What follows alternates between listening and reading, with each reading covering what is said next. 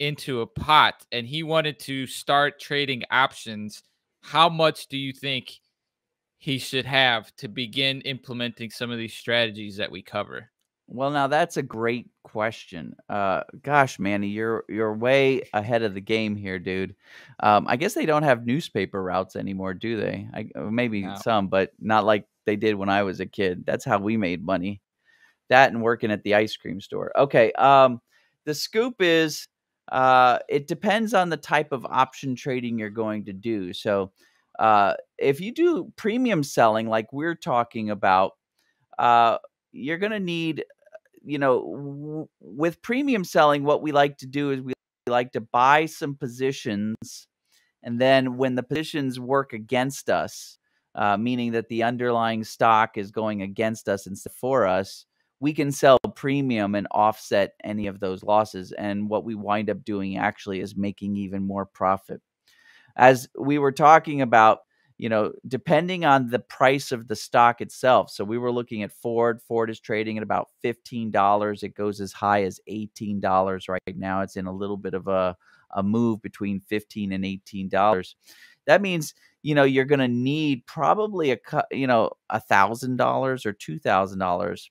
So keep working at that. But there's other types of options trading too, right? A lot you can apply options to all sorts of moves in the market. Like there's trend followers who use options. There's swing traders who use options. There's breakout traders who use options.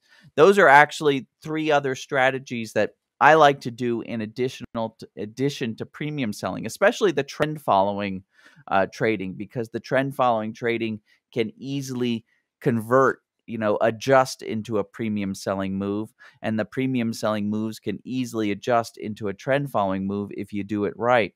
And for trend following trading, I mean, gosh, some of these options are just a few, like 30 cents. Remember, Manny, you got to buy them in lots of 100. So if they're 30 cents a share, that means you need about $30 to buy a contract. That might be right in your bailiwick. So, to get into options trading doesn't cost a lot. But one thing I want to point out to you is make sure you manage your risk above and beyond getting excited about the returns. Because if you don't manage the risk, what might happen is you might wipe yourself out very quickly. And that's what a lot of people do. That goes back to your question last week. You're dealing with leverage with options. So even though things are cheap, they can go to zero very quickly. So make sure you manage your risk. And that's the whole trick to everything, right? As long as you're managing your risk, you can have as much fun and take in as much reward as you want. But just make sure you manage your risk on the front end.